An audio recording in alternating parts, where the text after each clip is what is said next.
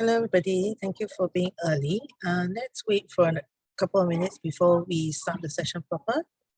So in the meantime, just sit back and relax, and we'll start shortly.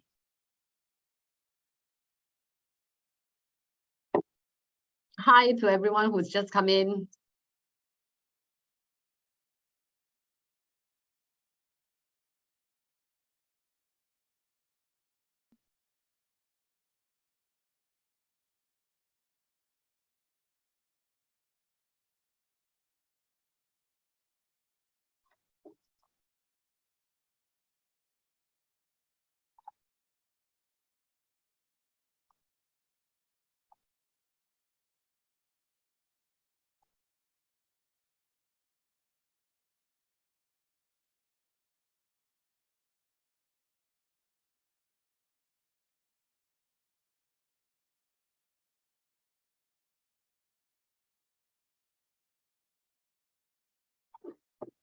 Hello, before we start, I'm just going to say hi to those people that we know in the audience.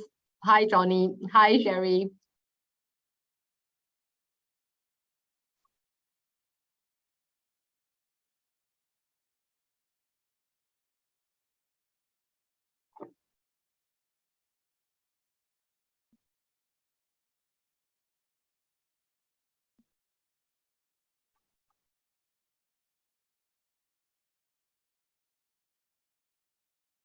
Okay, Lionel, you let me know when is a good time to start. I think I'm ready to start.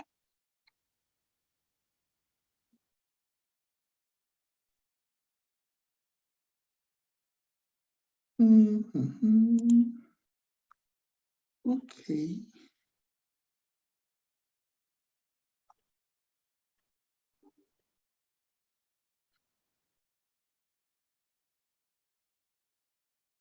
I think we can start now.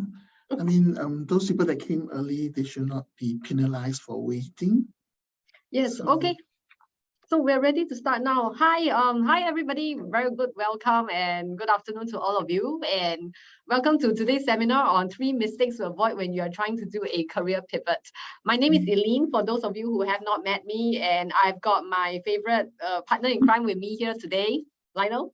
Hi, my name is Lionel. For those who haven't seen me or heard from me before, this topic is pretty close to my heart, actually, because I'm one of those that did this career pivot. It's a pity that Eileen wasn't around when I was making this decision. If not, I could have avoided the mistakes that could have occurred. Okay, thank you. So we're going to continue. We're going to start, and for those of you who already know us, you know what I'll be asking you to do, right? As usual, all our sessions, all the sessions that are run by us are intended to be highly interactive, and so we encourage you to start asking your questions as soon as you can via the Q&A channel, and then we will stop along the way to answer your questions as best as we can. Yeah, so, and as is our usual advice, the more questions you ask, the more stuff we're able to share. So please bring it on. Yeah. Oops, sorry. Yeah. Okay. So this is for those who are new to us, to IBF Careers Connect. Basically, as a career center, we help anyone who is looking for a career in the financial services sector in a few ways. We help you to improve your job search skills, which means that anything along the lines of resume writing, job interviewing, improving your LinkedIn profile, these are all things that our team of career advisors is able to help you in. And because we sit in the financial sector, we also offer you some information on the job trends, the labor market, and also training recommendations and so on and so forth. So that's it. The information is available on our website, and we are ready to move on. Right. Okay. So for those of you who signed up for today's session, today the focus of what we are going to discuss is primarily about career pivoting and what are 3 key areas. 3 mistakes that you want to avoid when you're preparing for a career pivot. And what we're going to cover would be, we will be identifying what is the mistake, and then we will be showing you some simple techniques to help ensure that you do not make that mistake. And then at the end of it, we will be opening the floor for Q&A. All right. Yeah, so number 1, the key question is, what is career pivoting? Okay, in just to simplify it for all of us, career pivoting is primarily a change in career path to something for which you have little to no direct experience. Yeah, so for purposes of this workshop, this is what the definition that we're going to work on. So for those of you who are changing a career to something else, but you're doing exactly the same thing in the same company or in another company, that's not quite a career pivot. Yeah. So 3 common mistakes to avoid when you are considering a career pivot. Mistake number 1, not understanding your why. You might be wondering what on earth this is about, right? It's I like to share this very quote that that some of you might be familiar with. Why do you want to pivot? So mistake number 1 is not understanding why you want to do a career pivot. Why do you want to change a career? And the truth that I'd like you to take away from this segment is that before you even start thinking about what to do, how do you do your career pivot, right? If you don't settle the why, it's very hard for your whole journey to be sustainable. And if you look at the truth that I presented here, he who has a why can endure anyhow. So your reason for, why you are doing a career pivot is very important. And this is the reason why we're asking you to address this question first of all. And okay, to make it more, we said that we will provide some simple tips for you to address this, right? Why? Why do you want to change your career? And to break it down further for you, I'd like everyone to use this time to take a couple minutes to think about, why do I want to leave my current job? And to make it more specific, why do I want to leave my current job? Why do I want to leave my current company? Or why do I want to leave my current industry? I think it is very important for us to be able to identify what is it exactly I am wanting to leave before you can identify the next step. And after you identify, okay, why do I want to leave this place? You identify why do you want to go there, which is, if you look at that, the end of your journey, what is it, where is it that you want to go, and why do you want to go there? So a lot of us listen to too many news articles about the hottest jobs out there, and we think we want to go there. We think we want to go to a certain job without really identifying why we want to go there. So I'm going to ask Lionel to share a bit of example later on. But the first question I have is, for example, why do I want to leave here? Your reason for wanting to leave this company might be, I want more money. So that's the reason. And then if you ask yourself, okay, I want more money, can I do it without changing my career in the first place? If you know that you can, then there is your reason for wanting to do a career pivot goes away. So for example, and another reason could be, why do I want to leave this place? Because I hate my job.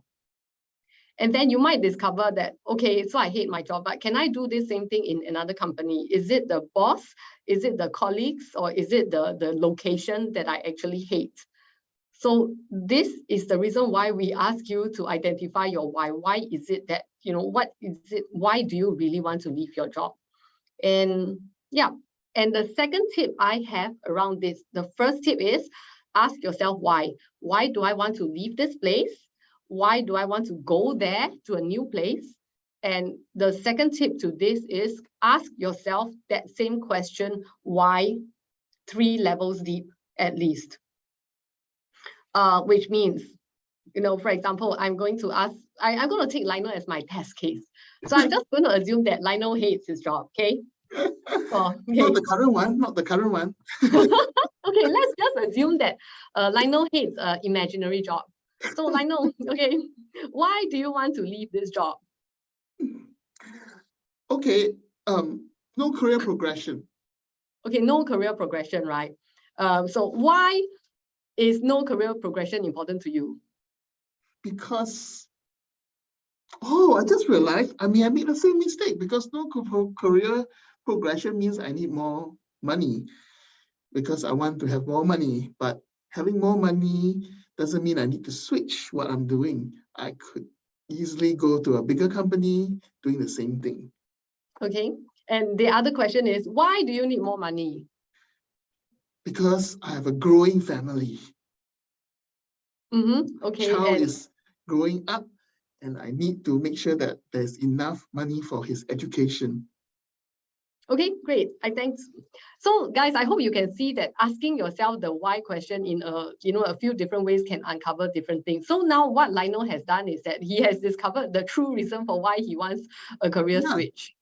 Correct. Yeah, he actually needs more money to Provide. for his family. Now, what if the answer is, how about your wife? Why can't your wife bring back the bacon? Okay, so what we're doing is we're demonstrating some extreme cases to show you how important it is to ask why. Yeah, I mean, this is how career coaching can come about, because usually when people come to see us and they tell us about certain things, this is what we usually spend time on to uncover the reason. Because if we do not know the why, it's very difficult for us as career coaches to tell you the how. Yes. Thanks for that. And thank you for Kirutika, your answer, no career progression and stagnation. So to the audience, if you can now identify some of your whys and put it into the text box, it will help other people who are also on the same journey to identify your why.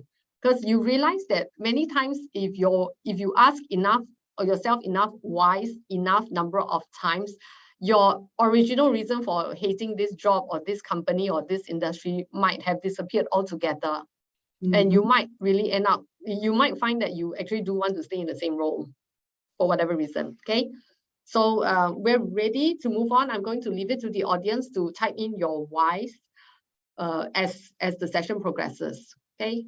Lionel, anything else to add before we go on? No, yeah. As we said, we encourage as much participation as possible because it will only benefit you and the people that are around you because that's how we can learn. And it's also a learning experience for myself and Eileen too, whenever we have this kind of session. Yep, okay.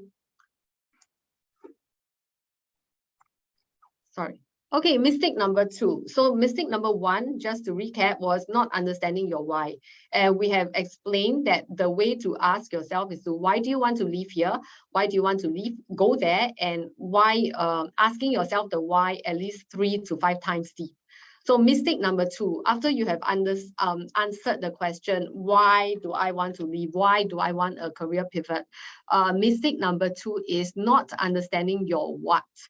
Okay, what does that actually mean, right? Some of you might be asking that. Why I have this? Thanks, Johnny. Why I have this interest in technology advancement? Okay, Johnny, the next question I'm going to ask you is, why are you so interested in technology advancement? Is it because you are a nerd at heart? Do you dream of numbers, or do you dream of programming in your sleep? When you read the news, you read only the statistics section, and these are all questions that you can ask yourself. Okay, so not understanding your what. So the solution to avoiding the mistake number 2 is not understanding what, right? And what this looks like is this. So at the Career Center, our entire team, the most frequent question that we get asked by our candidates is, tell me what I should do. And the truth is that, coming from coaches, no one can answer this question for any of you. Because if you ask your spouse is going to tell you what he or she needs. If you ask your coach is going to tell you the classic consultant answer. We are going to tell you it all depends. Okay? I'm just not going to make any apologies about it, because the truth is that we're all in the working world and we make our choices. So nobody is going to be able to tell you what you should do. And so here's the next step, right? We're going to list down for you some simple techniques that can help you to identify what you want to do. Okay. Hey, one of our favorite quotes from Yoda: answer not the question you desire, but answer the question there is. Is that, yeah, answer the question there is. And so the question is, right? So the question there is what exactly do you want to do? So if you remember the previous mistake number one was not knowing why you want to leave this place and not knowing why you want to go there.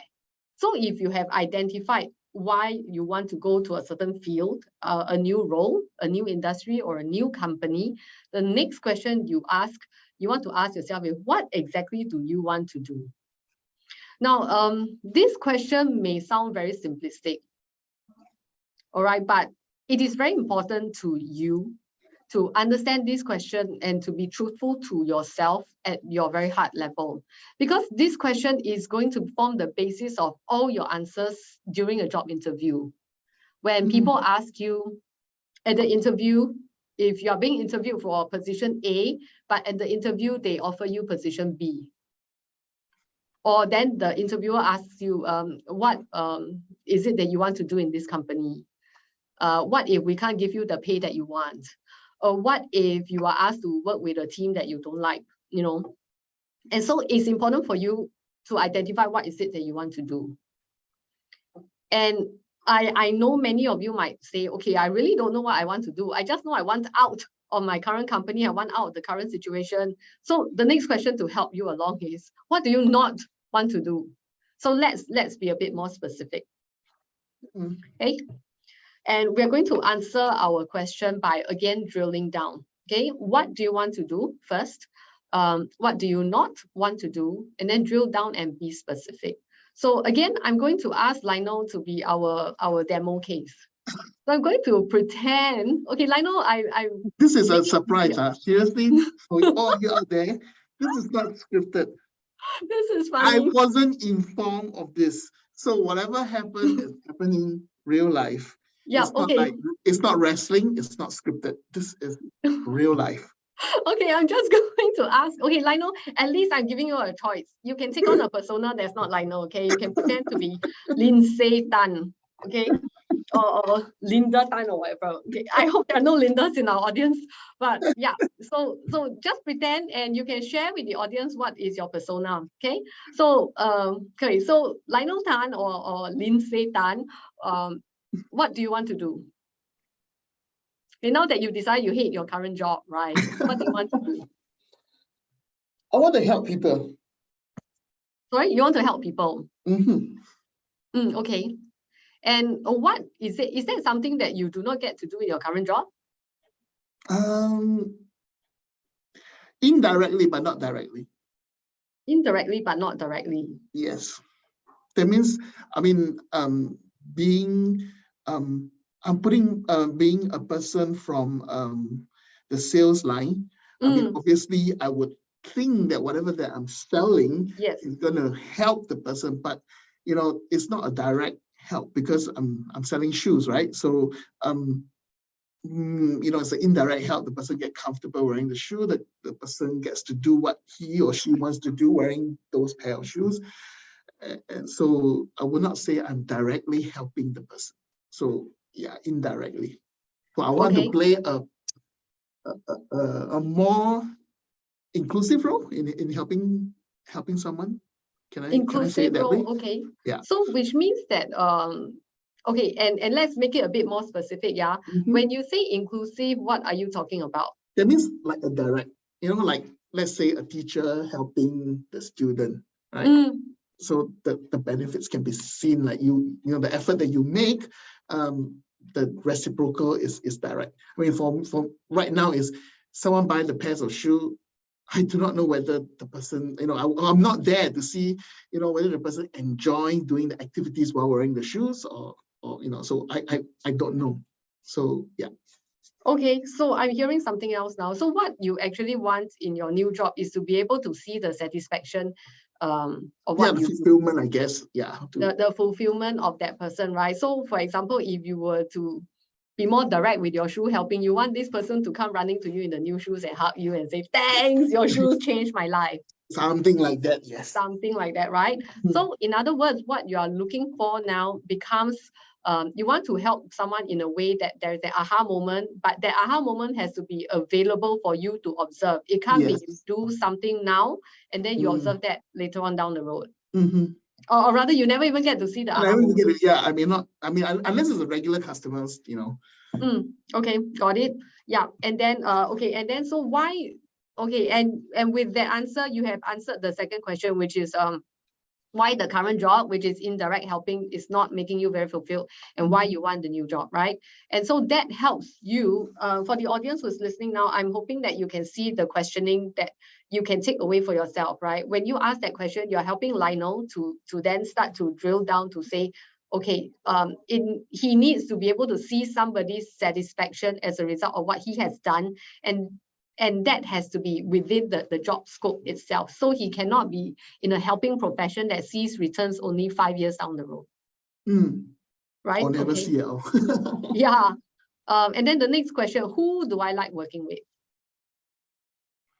People of like mind, I guess, people that are also in this line to also get the same kind of satisfaction when they are helping people. Okay. Okay, and then where do I want to work? You can, if you don't mind, get anywhere else. Okay, if you want to be specific, then I mean, I don't really care whether it's outdoor or indoor, if that's the question. But the key thing is, if working with as I said, working with like-minded people, to help maybe the people that are people that are less fortunate, perhaps. Let's say help people that are less fortunate. To get it be specific, help people that are less fortunate or in a position that is not good right now. Okay. So the place doesn't really matter in a sense. It could be indoors or it could be outdoors. I guess I don't have. I guess more preference will be indoor, obviously, because Singapore is so hot. But if it's something to do with, let's say, building a school or building something to help people, which has to be done outdoor, then I don't, I wouldn't mind doing it. Okay.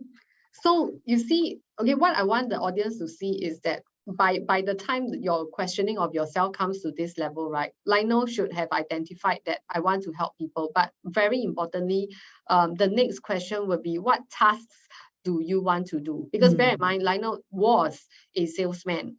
So he is likely not wanting to be, for example,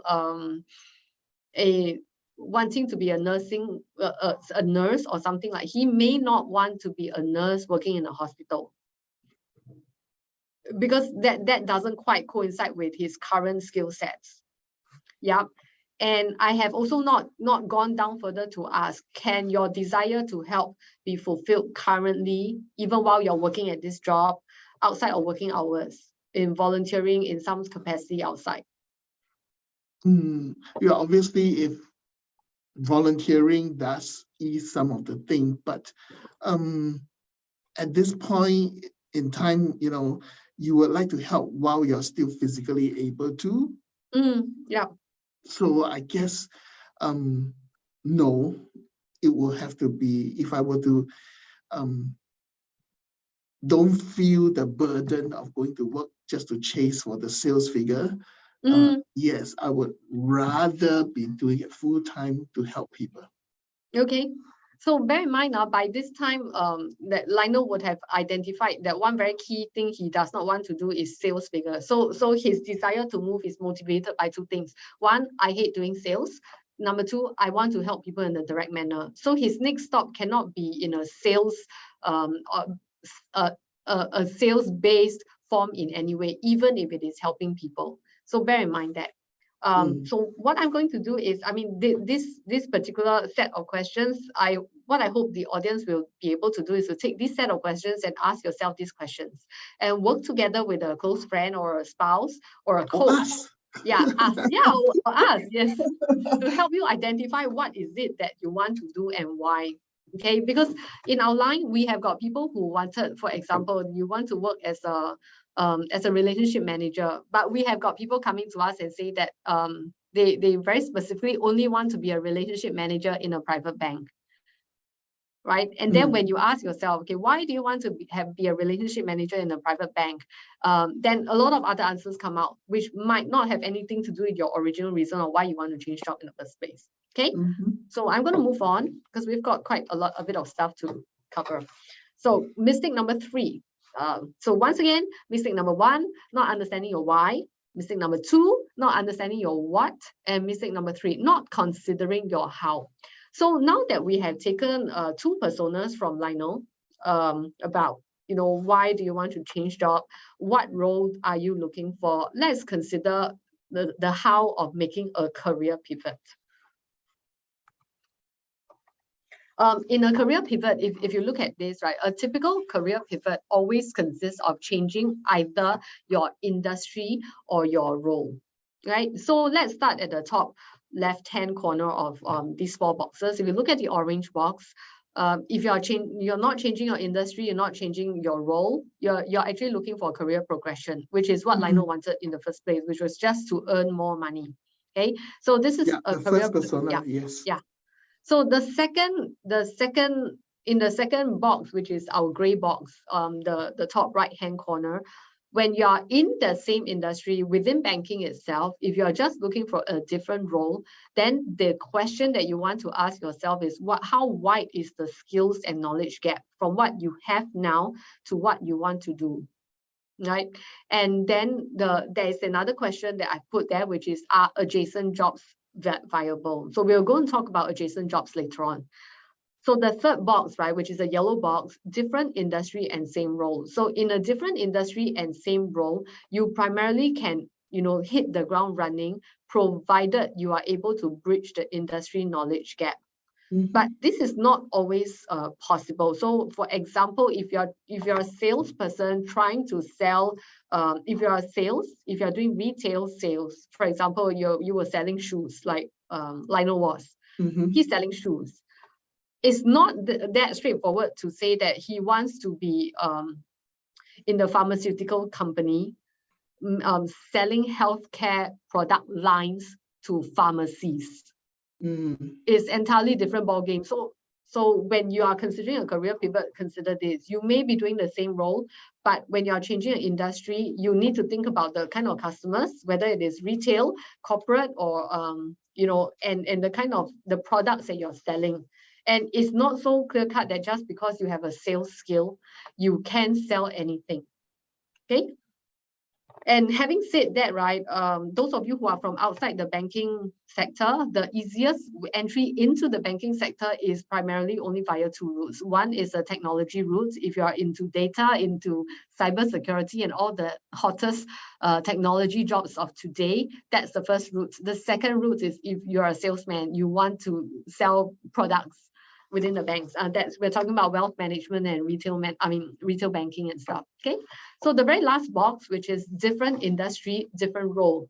Now, this is the most extreme career pivot at all, and it's not something that we encourage people to do, because you're talking about both a gap in industry knowledge.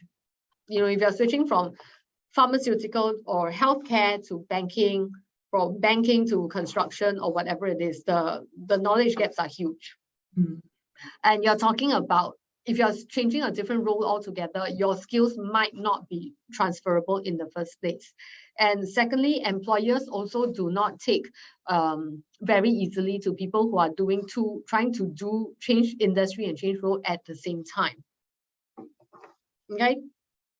Of course, the only exception is if you are moving within the government-linked companies and you happen to be the CEO. Okay, so that's different.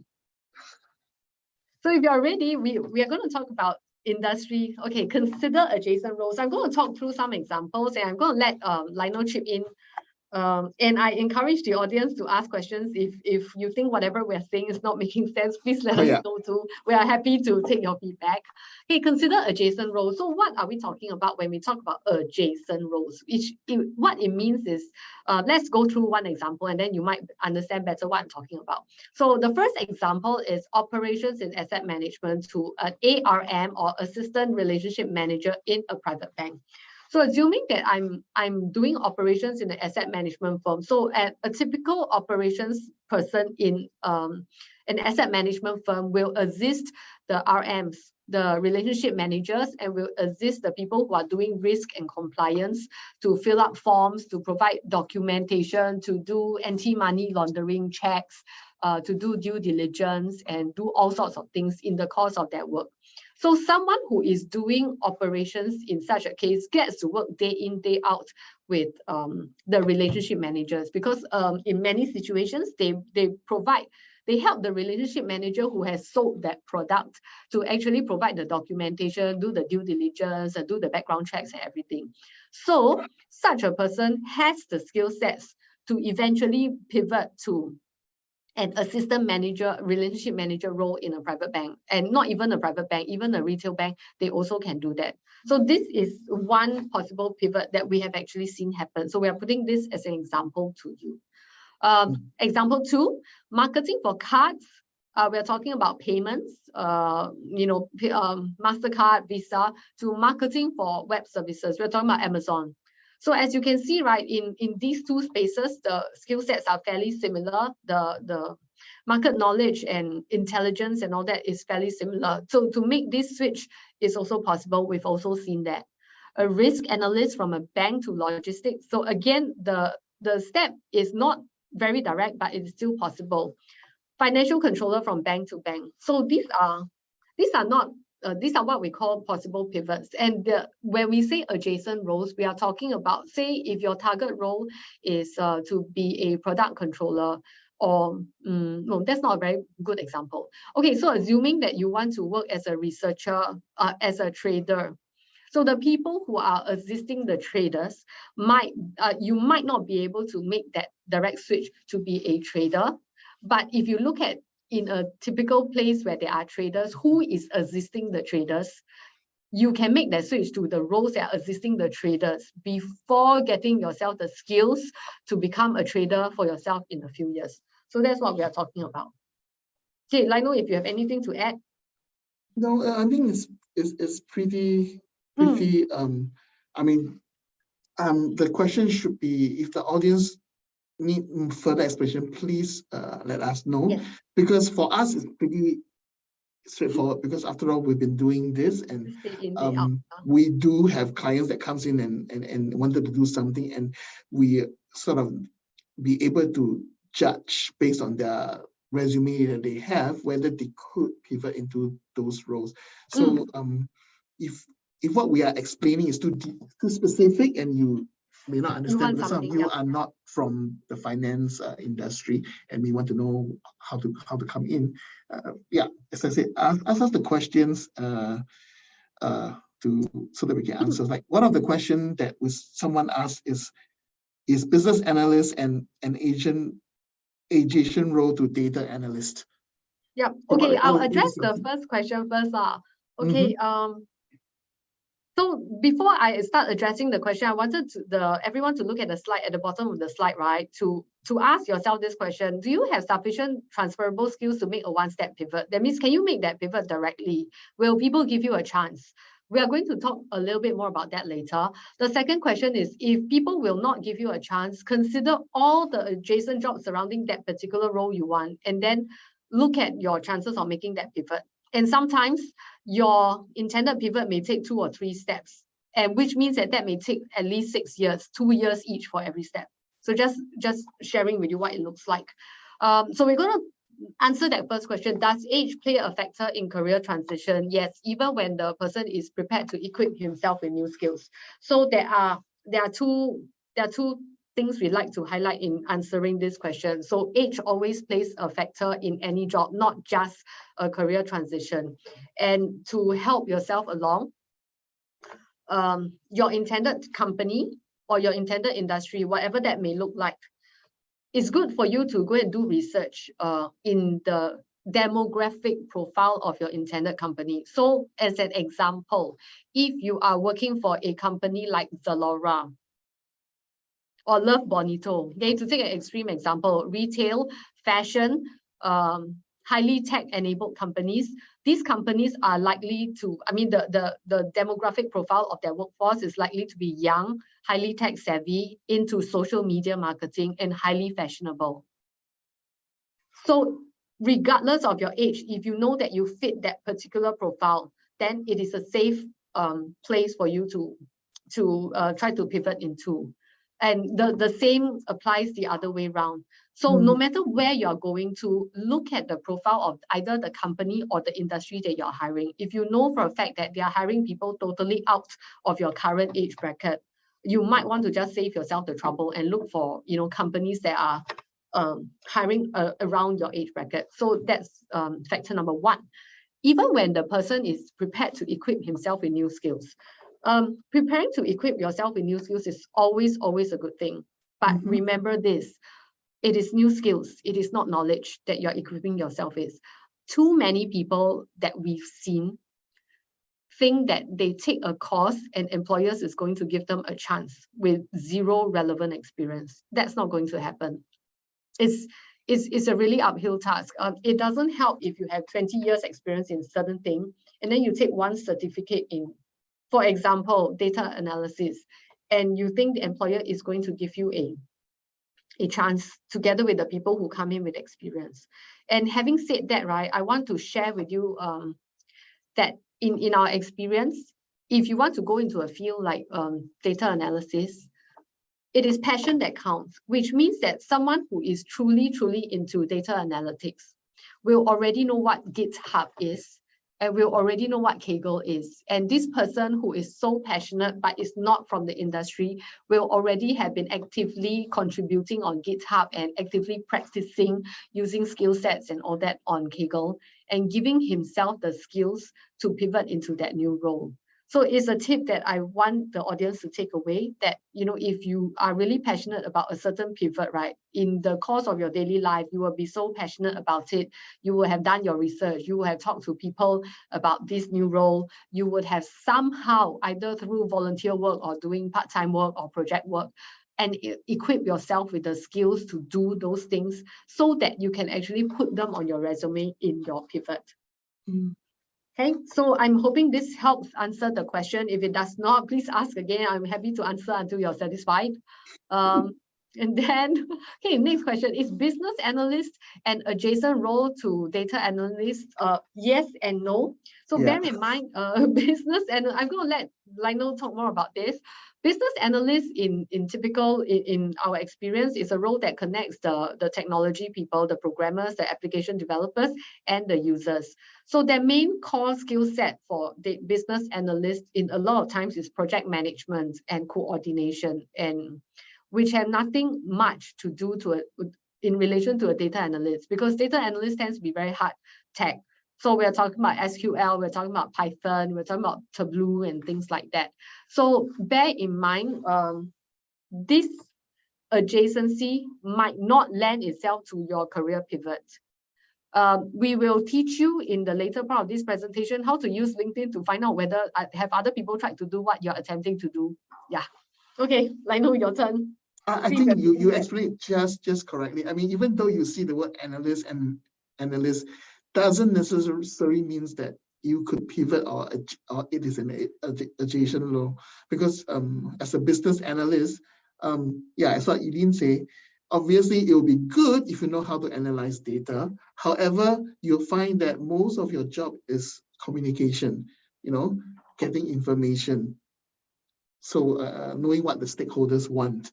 So it's a different skill set than someone who's doing just data analyst, which is just as the word say, data, So it's in a way, you can say there's some analysis work, but the level of analysis will be different.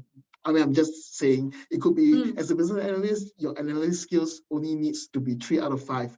But as a data analyst, you need 5 out of 5. So the question now is, can you jump that 2 grades to become 5? And I think later on we will share whether your current skill, whether it's going to be able to bring it up to the level that's required by the job. So what we are specifically looking for, right, when we talk about adjacent roles, is not just that they work together. Business analysts may work with a data analyst, but you're specifically looking for examples of other people who have worked as business analysts before and moved on to do data analysts. And when you find people like this in the market, then you know it is possible for yourself. Okay, I'm going to move on. Okay, identifying adjacent roles. We've got two possible ways for you. Number one is to use the IBF skills framework, and the second is to use organizational charts from either corporate websites or LinkedIn. So if you look at our IBF website, right, we have got this segment, if you look there, discover skills needed for your job. And we have got a pretty comprehensive map of the entire financial services sector. So if you click on this link here that you can see when you navigate to our IBF website, you will see that, okay, we've got skills framework for the financial services sector, and now they've got a new one called sustainable finance. So those of you who are interested in careers in there, feel free to browse around. And what this looks like is this, okay? In family service career pathway, which is the example we have chosen for this, you can see what a possible adjacent role looks like. So if you look at the box that's being highlighted, families office advisor. So the adjacent roles are actually relationship manager, private banking. And then the role on top is also considered adjacent role, right? So that's the RM director. And before the roles that are adjacent to the RM, the relationship manager, is the role below it, which is assistant relationship manager, which is what we talked about just now.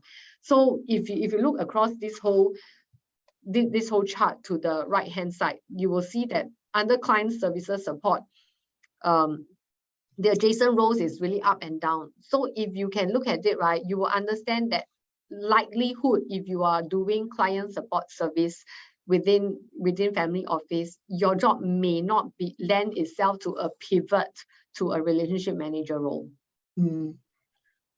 Yeah, so bear in mind, we just want you to be able to see that. So same thing for all the other roles that's listed here. I hope the audience will be able to see this and make good use of whatever is already on our website. Okay, organizational charts from corporate websites or LinkedIn. Okay, what do I mean? So let's assume that Lionel, who used to sell shoes, he now wants to work for Shopee, but he knows he doesn't want to sell anything, right? So he will go to Shopee and then find out who's working in Shopee and what is the role. So we are assuming that today Lionel has decided he wants to be a data analyst. Right? So in Shopee, when he goes into LinkedIn, he will then look for all the data analysts who are working in Shopee. So when he does that, right, when you do that search using LinkedIn, you will see all the data analysts that actually come up.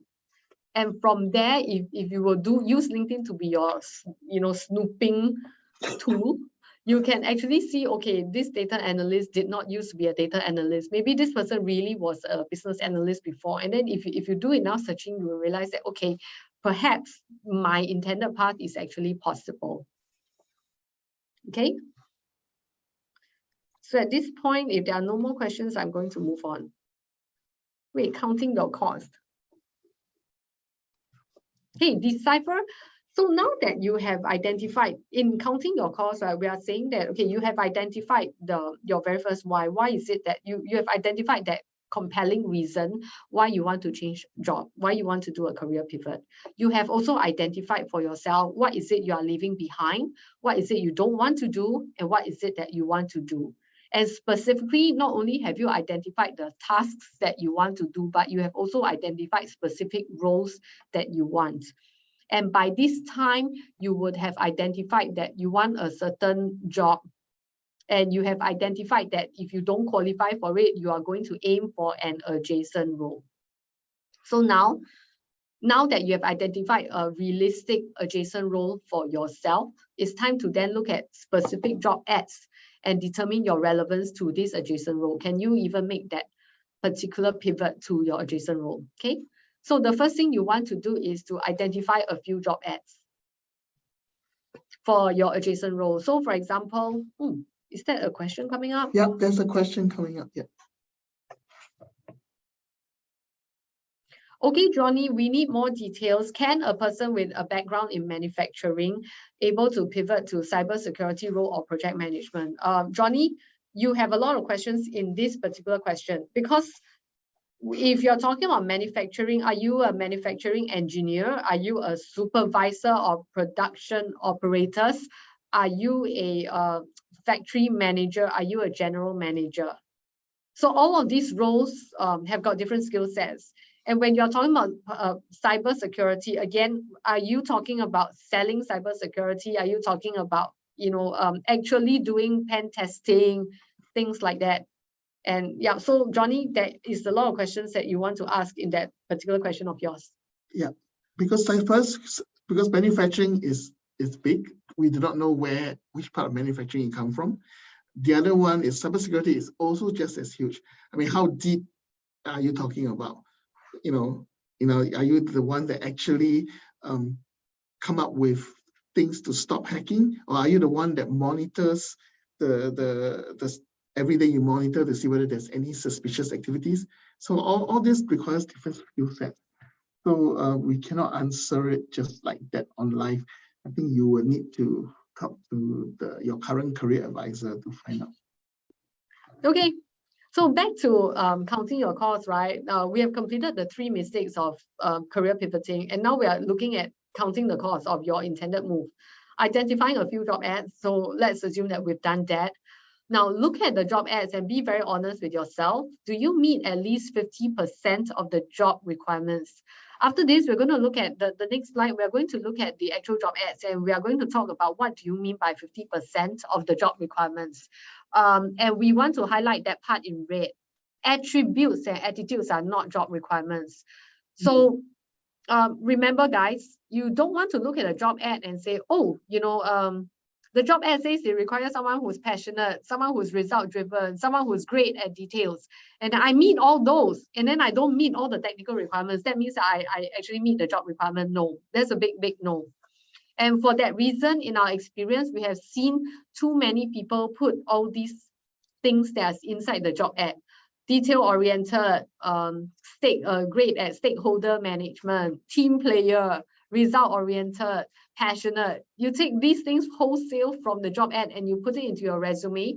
You waste precious space in your resume and you don't do anything to your, you don't help yourself at all in your job application. Job application. Yep. Okay, to do this, we are going to look at two job ads here. So let's take a look at the one on the left. I hope that everyone can see this. I know the words are a bit small. We're talking about project manager in Wells Fargo Bank. And if you look at the requirements, the ones in yellow highlighting are specific requirements that's in the job ad that you need specific evidence for in your past experience. So when we talk about leadership or regulatory change impacting investment banking and governance, so they are looking for someone with a specific experience in that.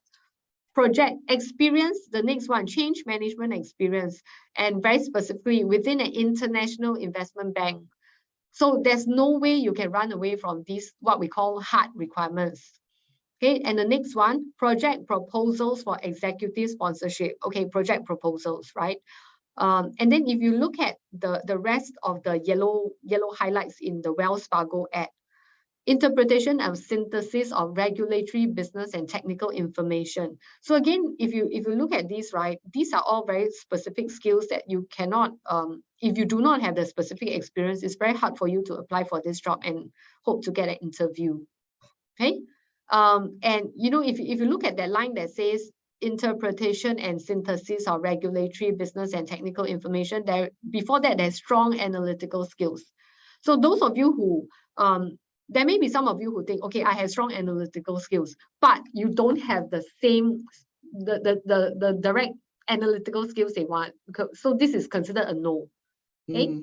And then if you look at the requirement in green, which is ability to work as an effective member of a team.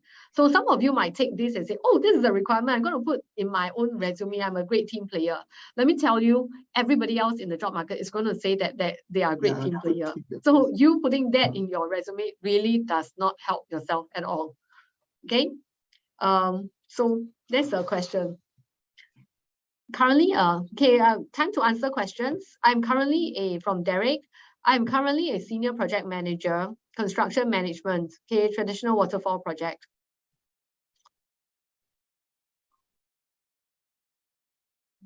I've upskilled by getting certified for PMP, CSM, CSPO, and learned about Scrum, Agile, programming, Python. Okay, so you've got a project engineer background, Scrum, Agile, programming, Python.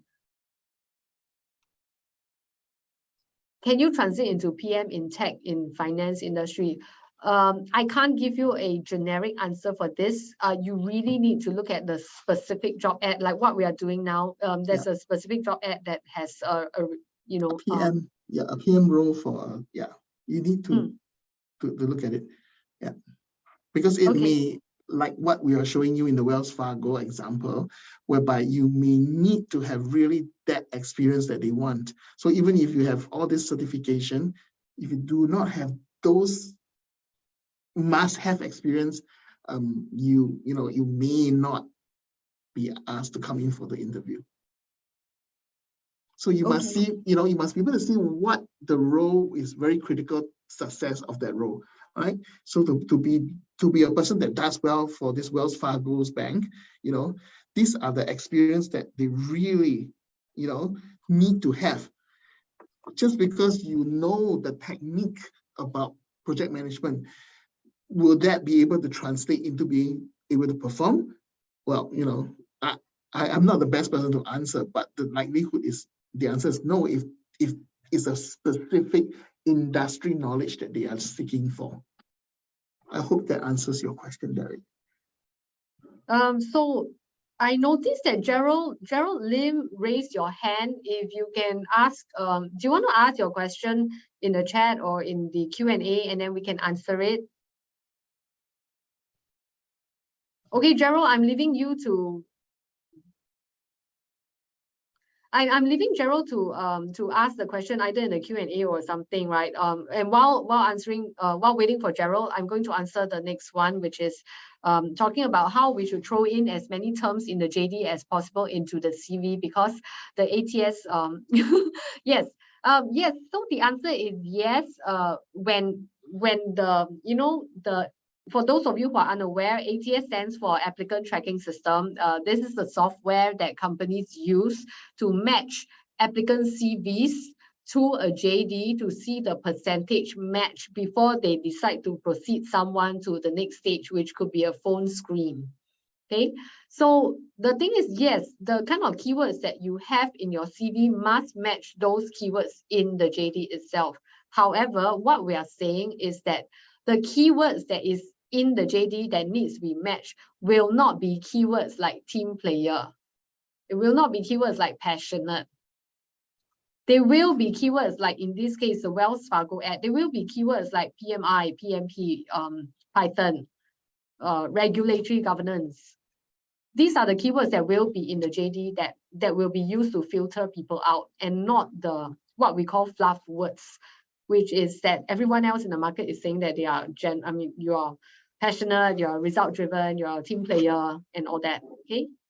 Yeah, let's take it one step further. Okay, even if in the ATS they put all those words and you match it, but you must remember, after that it goes to the human eyes, and the human will decide whether these things that you say you have, whether is it relevant to what they're looking for, which is the step that we're talking about now. The human now will be looking at these job description and looking at your resume to see whether the more important matching words are there or not. You may get past the ATS, yes, congratulations, because you put team because they wanted team, or you may put leadership because they wanted leadership. But when you look at when the person that is looking at your resume, they are looking for something. Now the human who has a mind of, which is not robotic, will be thinking a secondary level of matching.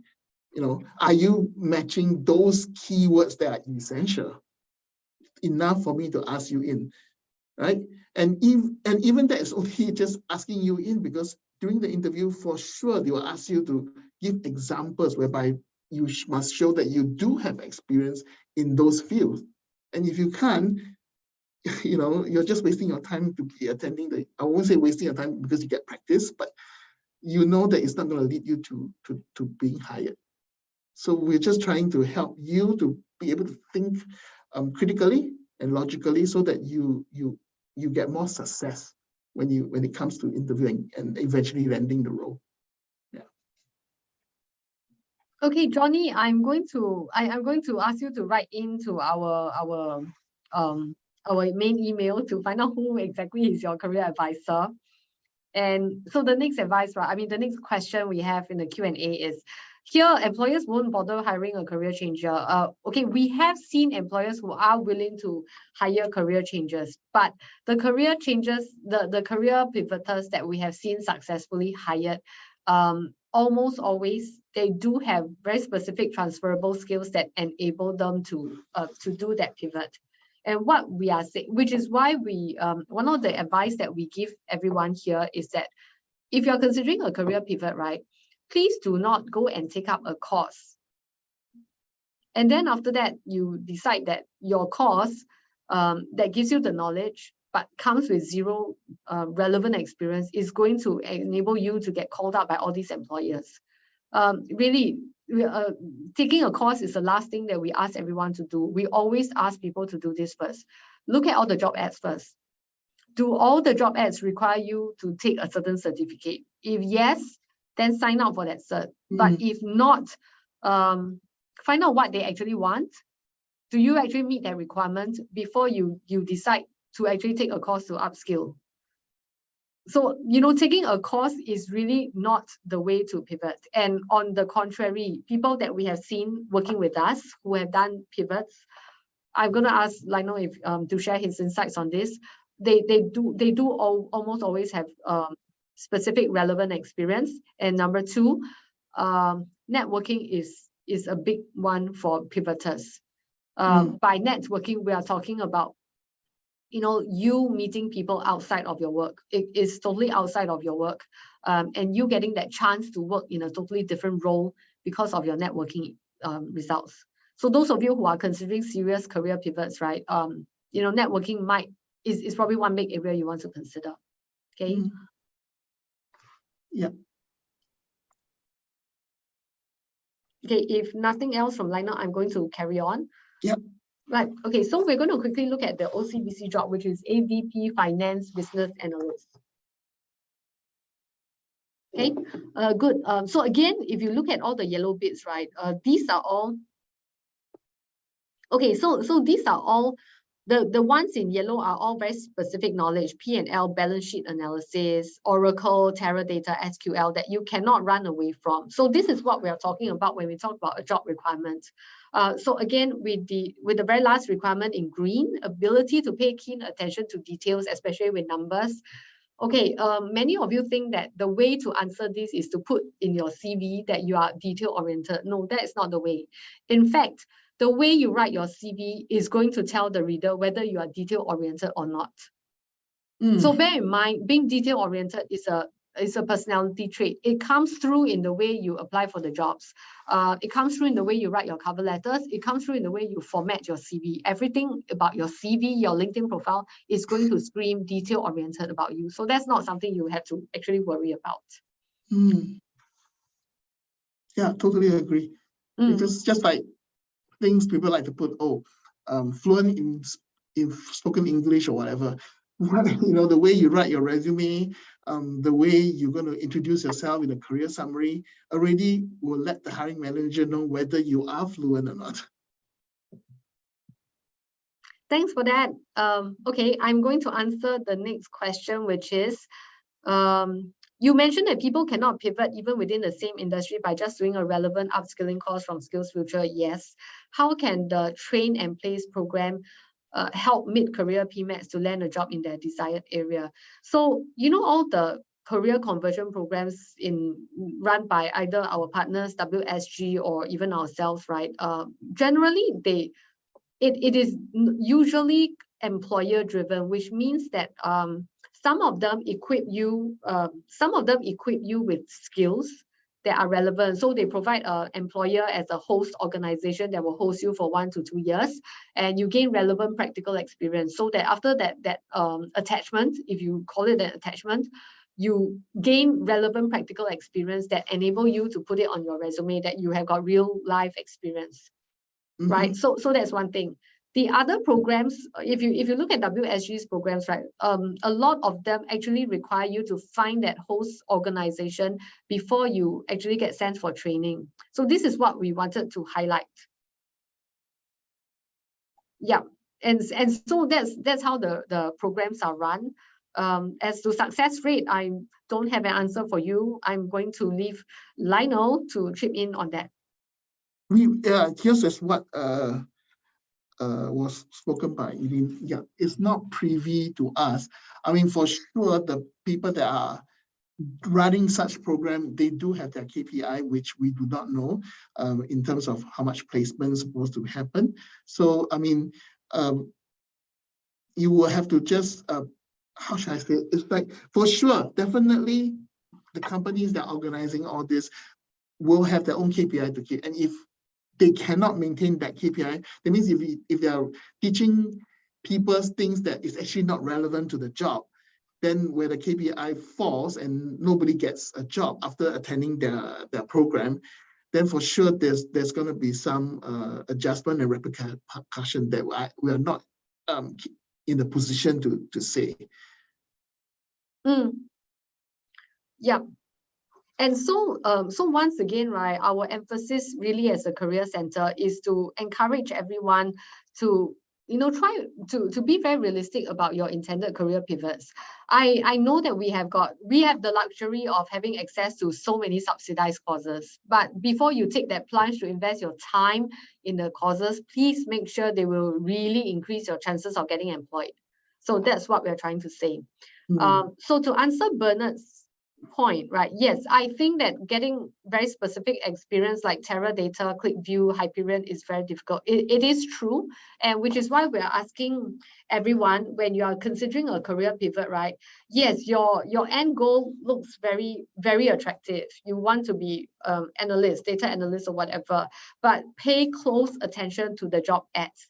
Because if the job ads are presenting requirements that you know that at your stage of life and career, that you're not prepared to start from scratch, or you know that the industry will not give you that.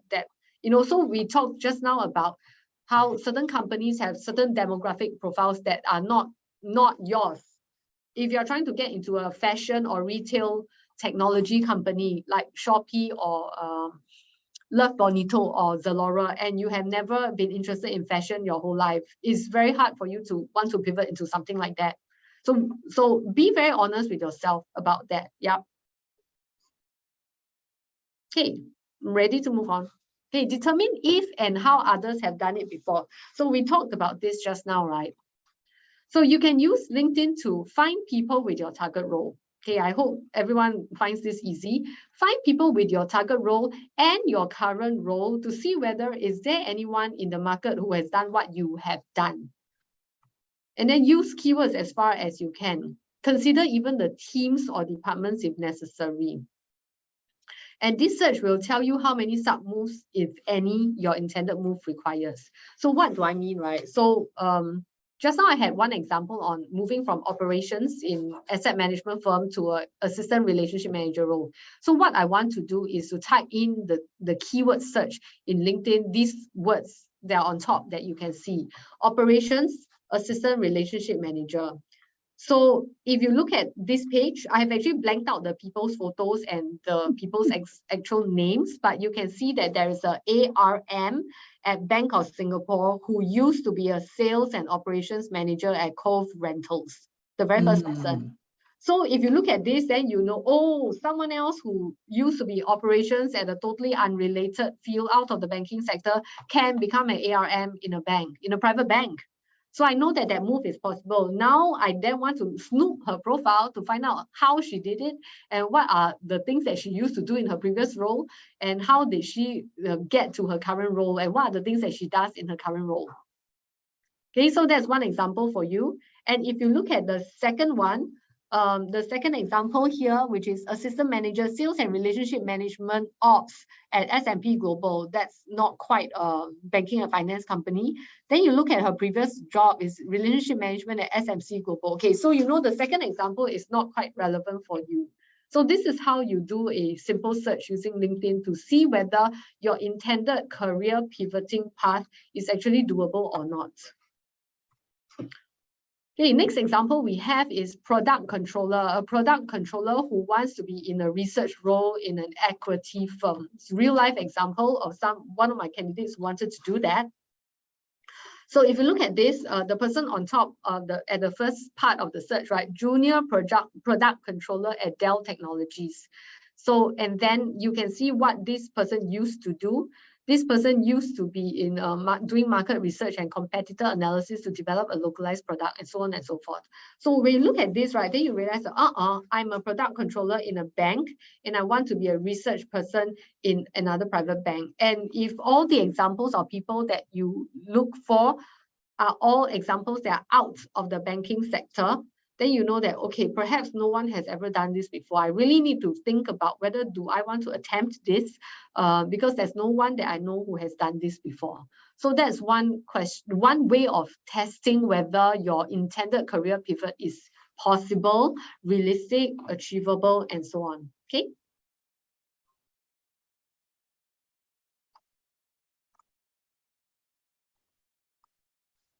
Okay, and counting the cost. What will it cost you to move?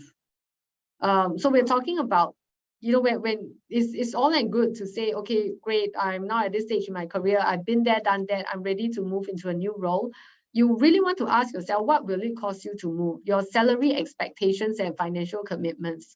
So if you remember right at the beginning of the session, we asked Lionel about why he wants to move, and money was a big thing.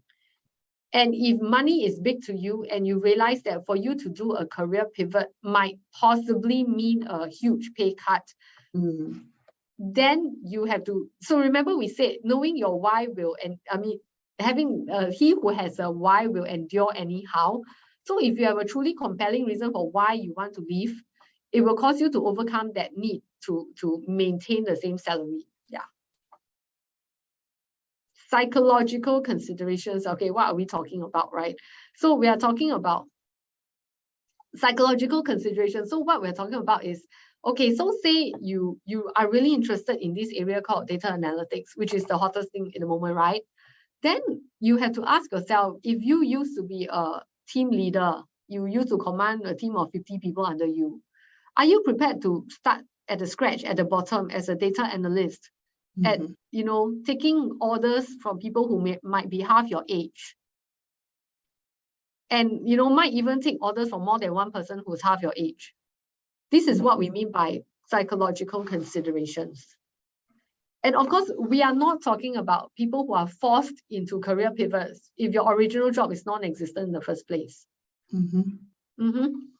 Yeah, I mean, the other psychological could be environmentally affected, because as what Eileen said, if you were a team leader, you talk to a lot of human beings, are you prepared to be staring at a screen from 9 to 5? Because basically that's what data analytics have to do. Maybe not 9 to 5, but a huge proportion of time will be spent looking at the screen. So the question is, can you handle it? The psychological of the environment that you're in, can you take it? That's something that you also need to consider. Thanks. And so the next question about counting the cost, right, is the risk worth it? So opportunity cost, meaning that, okay, if you decide that you want to do a career pivot at a certain stage in your career, you need to compare it with the kind of money that you would make if you were to continue in your current career path. And you need to be okay with saying that even if I never make back that same money that I lost when I made this switch, I'm still going to be okay. This is really what I want to do. And what if you fail? Meaning, you go into a new job and you realize that, okay, maybe data is something you really, really hate. Then, you need to think about the contingency. How long are you going to give yourself before you decide to head back into the previous industry you were from? Okay, and then the next question is, does upskilling really help? So again, I know we sound very repetitive here, but really we are doing this from experience. We see way too many people who come into the career center hoping that taking a course will magically open up new doors that in our experience hardly ever open, because employers look for experience, they do not look for certificates. So when we say let the market be your reference, we are really talking about before you actually sign up for a course, please look at all the job ads out there. Do all the job ads require that certificate, that course, that particular course? And if they do, then by all means sign up. But if not, don't waste your precious money. Yeah, if not, go yeah. question the people that is doing this. Ask them questions. How many of your candidates get placed? You know, where did you get this information from? You know, ask, you know, do your research. Don't just sign up because on Facebook it says a data scientist earns X amount of dollars. Come sign up 2 months course. You know, be more, read more between the lines. Ask questions. Ask the organizer. Okay, if you say this is true, so is it true the first job? Do I get this much? Is this an entry-level pay? Or is this someone who's already established? So ask questions like this. Don't just because you see on LinkedIn, they say, okay, sign up for this course, sign up for that course. Right now, this is very popular. You get 90% skills funding, blah, blah, blah, blah, blah, blah. But seriously, ask questions, find out, do your research. Because Eileen is correct, because we see people that wants to come and see us, and in the question they ask is, can you tell me a course that will help me to get into investment banking, or a course to help me to do this and that? We get many inquiries like that. It really doesn't work. Cost is the last thing on our mind, really.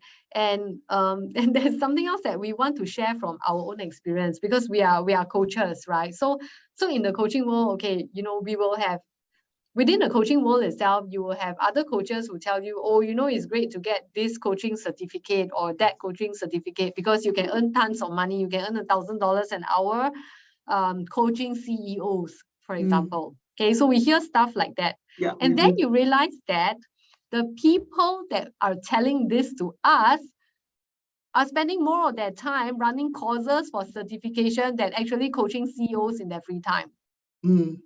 So this we hope that you read between our lines and, you know, take this example to your own context, whatever that may be, and take a hard look at what is it that you're doing. Really take a look at the kind of courses that you are looking for. And I want to say this also, that many job seekers use taking courses as a substitute for actually doing the hard work or trying to do networking to, you know, to find out more about what other avenues they can find a job. So don't do that. And if you need help, please come and see us. Yeah. I think it's easier for you to talk to your own current HR managers to ask about other roles available within your company that perhaps that you could take it up. You know, you stand a higher chance than just making the big jump by taking a course. Yeah. And I want to say thank you, Margaret. At this point, we actually, let me see, have I come to the end? Yes, I've actually come to the end of what we wanted to share. And I want to invite the audience to actually use this time to ask us questions. If you're asking about your own pivot journey, you can ask your question in an anonymous manner using the Q&A, and we are really happy to address your question for you now. Yeah, so it can be anything related to your pivot.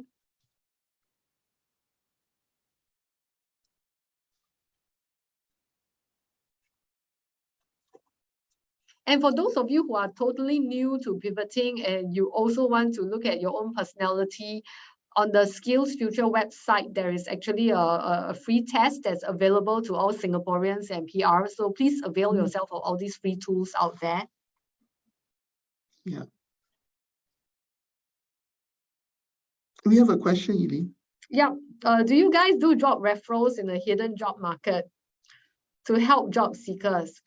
Okay, I will say this as we are connected to the hirers within the banking and financial industry. We are connected, which means that if you work with our career advisors, we when you and after you actually apply for a role, we can actually forward your application to our contacts out there. But we want to highlight that this is It is a fair process, meaning that at any one point in time, say Bank A has a role and 3 of our candidates are applying for that role and 3 of them have asked for job referrals. We will be sending all 3 over to Bank A to tell them that Bank A, these are all our candidates. We have verified and shown that they are highly competent and fit for the role. Please consider them.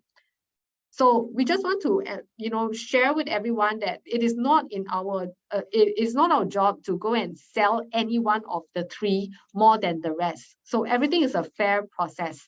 And to answer the next question that you might have is, no, we will not be able to provide you with any feedback from the application process, because once we send over your referral to the banks, the bank takes it up. It's a confidential process between them and you. Yeah, and I must add, before suddenly we have a flood of people coming to see us. Yes, we do job referral, but it's only through a process whereby we feel confident that you have that match. So if we realize that you only have like 10% match, no, then we will not just do a job referral, because it will not be helping you, and will not be helping us, and will not be helping the bank at all. And for those of you who are already working with our career advisors, right, you will also know our standard ruling, which is that when you send something to us to make a referral for you, you are required to attach your own cover note. Now, this cover note is important to sell yourself. We are not going to be the ones embellishing your cover note, making it attractive. So it is your job to make that cover note sell you. And remember, you're always competing with all our other candidates in our, in our base. So it's your job to make your cover note as attractive as possible. And okay, so hi Sherry, we have a question from you. With the current market volatility, is it wise to explore career pivoting? Okay, we think that based on whatever your station in life is, if you're already thinking of pivoting now is always the time to consider. The reason we say this is in your heart, if you already have a desire to look at other things, right, don't wait, because markets can go up and down anytime. And if you know in your heart that this current role, current company or current industry is not where you want to stay in for the next however many decades of your working career, don't wait, just explore now. The worst that can happen is that you end up staying in the same company. But the worst that can happen if you don't do anything is that is the best that's going to happen to you. You're going to stay in this place for however long it takes. So I hope this helps. Yeah, because as long as you come up with the why and the what and the, make sure that the 3 mistakes we mentioned are not that you avoid them. Yeah, anytime is a good time to consider a move, because if you want to depend on what the economy is doing, you never know what's going to happen, right? Nobody can predict what's going to happen. I hope that answers your question, Sherry. And of course, Sherry, you know the rules. As usual, we encourage everyone who needs any form of help at all to help yourself to our career advisors. We've got a huge team for you to choose from. No, you can't choose. Actually, yes, Serene, I know that. Okay.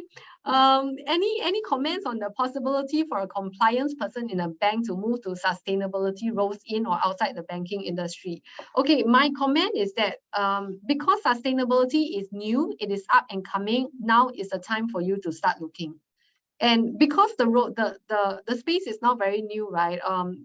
A lot of employers, we feel, are actually not clear about what they need, what exactly they need. So it is actually a good time for you to quickly start looking at, number one, who are the people already in sustainability? Look at what's in their LinkedIn profile. And number 2, look out for opportunities. If you can use LinkedIn to network, all the better, okay? And the third thing is, again, don't be in a hurry to sign up for any sustainability courses. Yes. The current ones are not going to land you any role. So start by looking at the market. Let the market be your reference. Yes, always let the market be your reference. Yeah. And if people are so brave to say, you attend my course, you will get a job, then really question them, Yeah. If not, I'll be taking the course also. Yes. And I hope that answers your question on the compliance and sustainability. If it doesn't, please ask your question again. We'll try our best. And to may I know when will be the next IBSCA workshop? We're not sure when we'll run this, but this particular workshop should be on YouTube in a matter of, I think, a few weeks. Yeah, 3 weeks, 3 to 4 weeks, I think. Yeah. Yeah. Thank you so much for your encouragement. Yeah, That's precious to us. Yeah. And of course, the rest, if you think this workshop wasn't to your liking, please let us know also, because we're always changing stuff up. As you can see, I'm always putting my dear partner here in a spot. Yeah. And can you quickly recap the 3 career pivot mistakes? Okay, very quick. Not knowing your why. It's important to understand why you want to change, and it's important to ask why you want to leave here, why you want to go there, yeah. And ask yourself why at least 3 to 5 times. Second mistake, not knowing your what. What is it you want to do? Be specific about who, what, why, when, how. And the third one is not counting. No, what's our third pivot? I can't remember. The third one is not considering the how, which is the gist of it is letting the market be your reference and also identifying your adjacent roles if your intended pivot is going to take a few steps. Yeah, the job referral supported by IBF is, so I hope that recap was enough. Yeah, if not enough, let me know. So the job referral supported by us is only in the financial and banking sector. Yes. It does, currently it does. And for those of you who are not connected to us yet, we also have a very good partner with us who specializes in contract roles in IT within the banks. So if you need any help on that at all, and some of these roles are actually for entry level, though not quite entry level. So need any help in that area, feel free to reach out to us by writing to our email that we're going to show. Yeah, I mean, there's a lot of questions still, but I think we should, as just now Edin mentioned about letting us know how this workshop is being run. We're going to conduct a poll now. We appreciate as many of you to participate as possible, because it's only with these feedback that we will, know what kind of things to bring to you, to share to you, so that it will benefit you. Because the key thing is we want to benefit whoever that's here that's attending this workshop. Okay, and while you're doing the poll, okay, I'm going to get our teammate to launch that poll. How would you enter, let me see, how would you handle an interviewer who wouldn't turn on the webcam during an online interview? Well, you can't, to me, I think it might be a bit confrontational to ask the person to turn on the camera. But what I will do is, hi, I just wanted to say hi. And I think for me, because I like to make fun of people. if I'm having an interview like that, right, I would say, hi, I'm showing my interview because I just like to feel that this is a more, personal, more warm session. So just wanted to say hi. If you're more comfortable with me turning off my camera, I am happy to. So just let that know. Yeah. And then, yeah. So thank you so much, Yvonne. Really appreciate the encouragement.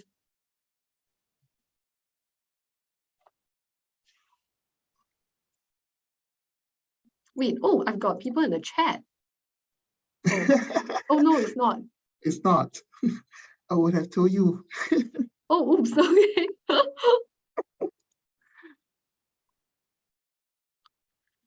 Is there any more other questions? We are going to be, we still have a few more. We still have about 5 to 10 minutes left, so we're happy to address any questions at all. Ryan, I hope you managed to catch whatever it was that we were sharing in the beginning.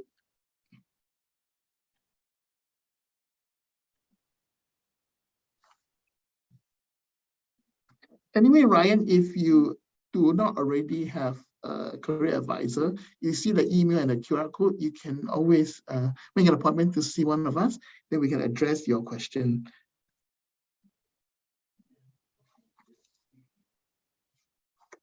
Oh, thanks, Sherry, for your question. Okay, the fear is very real and it's very relevant. Yes. The fear. And the fear of career pivoting, right, really is about, how should I say, identifying that fear first. and determining whether you are ready to take on that fear versus the greater fear. So behind that particular fear, there will always be the next fear, which is that, what if I stay in this job for the next 5 years? And and what if I stay in this job for the next 5 years? What am I going to look at for the next 5 years? Am I going to be, attending the same meetings for the next 5 years? Am I going to be, and it's time to think about what you want to do. And Sherry, support from your spouse or close friends, family is very important, because that's what I got when I did my pivoting. I had very strong support from my wife, so that makes the jump less scary. And to encourage you along, I know I haven't shared this with the audience as well, but for me, in my 20-something year career, I made so many career pivots, I lost count. And that's how I became a career coach, because I became an expert at writing resumes and navigating interviews. Yeah, I mean, but I was a millennial in my time 20 years ago. I was job hopping, and it was horrible. As in, I got labeled, a job hopper and stuff like that. But now I know that today is very normal. Yeah. So to encourage everyone who is trying to consider a career pivot, right? Don't keep it to yourself, but be very honest. And those of you who are considering a career pivot when you are relatively, whether you're early 30s or late 20s or something, now is actually the time to pivot, because the more years you amass in either a role or a company or an industry, the harder it is for you to make that pivot, especially if you know in your heart that you do not see yourself staying in that place for the next 10 years or so. And this is very important for you. And just to share also that certain organizations, sometimes it is easy to go from the private sector to a government-run outfit, but it is nearly, I wouldn't say impossible, but it's way much harder to go back into the private sector if you're currently in a government-related outfit. Yeah, so just throwing it out for those of you who are out there who might not be speaking, but just sharing with you. And Ryan is not only TIFIT. You don't need to only see us for TIFIT. TIFIT could be one of the things you may want to see us, but it should not be the only thing that you can kind of see us.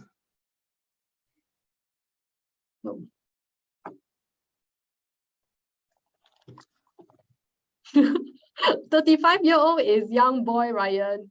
Yes, 35 years is a very young boy. Yeah, exactly. Yeah. And those of you who think that you're young or you're old or whatever it is, from 50s and 60s, right? Yeah, it's a number. And we are not saying this to make you guys feel better, because in our experience at the Career Center, we have seen people pivot. We have seen people do career moves, and some are not pivots, but some are going back into the same roles. And I think what comes to mind is one example. He was a chief economist somewhere. This particular guy, he was having problems landing a lower job, even though he wanted to. And all it took was, a sincerely written cover letter to explain that at his certain age and status, he'd been there, done that. At that season in his life, he wanted to, focus on family matters. And, that allowed him to open the door that he finally walked into. So I just want to encourage anyone, even if you think that you are a real uncle, or like Ryan, he's not a real uncle. Even if you think that you're a real uncle, right? Please do not give up hope. Please just come to us and at least have a chat, and and exhaust all your options before you think that you're a hopeless case, which we have not seen any yet. Yeah. Mm-hmm. I mean, I'm not going to say that you're definitely going to find something, but I can say that we will definitely walk this journey with you so that you don't feel so alone.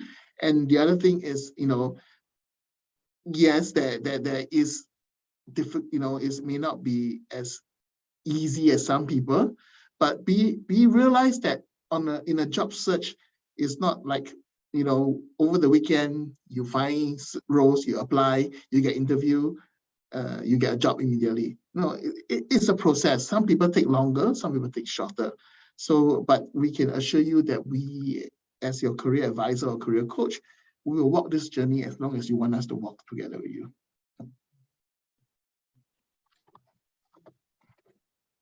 Thank you for that. And okay, I don't know whether, okay, did I actually say that I wanted to address what Sherry just said, right? Facing the fear. I don't know if I said that specifically, but please list out the fears one by one. And I think that when you actually list out the fears one by one, you're going to find answers before you finish actually. Yeah. So yeah.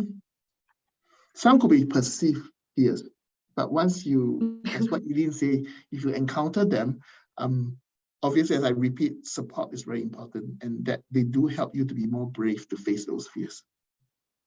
Yep. So thank you, everyone. Oh, okay. Yeah, Ryan, you can email anything to us. And if you have an existing coach, yeah, your coach will handle that. Yeah, if you have an existing coach, you can bring it all this up. If you don't have, make an appointment, and then we can address what is it that that you want to be addressed. Yep. And for the rest, right, I really hope this session has been useful to you. So again, if you have got some feedback for us, how you want us to improve, new topics you want to talk about, feel free to leave it in the question and answer, because that's anonymous. You don't have to fear if you are throwing us a negative comment. That's really okay. And we are happy to switch up our programs. Yeah, if you have got some ideas for us. Yeah. And as we said, we for those of you who are still here, who stayed with us for this 1.5 hours, appreciate that you choose to spend this time with us. We really enjoyed this session, as we enjoy all the session that we do for all of you. So last and not least, if you feel free, connect with all of us on LinkedIn as well. Yeah. And for those of you who are not aware, all our previous webinars are also available on the IBF YouTube channel. So please go check us out on the channel if you miss it.